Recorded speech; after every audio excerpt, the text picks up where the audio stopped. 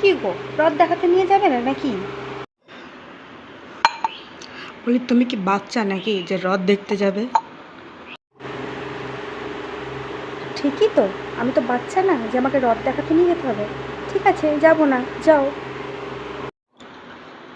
না বাবা, রেগে গেল যে, কি করি। থাক, একবার বলি বরং যেতে। তো এমনিও রেগে গেছে, আমার দোষটা যাতে না হয় তাই একবার বলি। ও তো এমনিও যাবে না। আচ্ছা ঠিক আছে, চলো।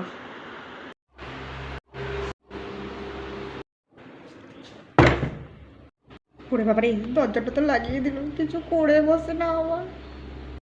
দরজাটা খোলো বলছি, দরজাটা খোলো। না, চলো।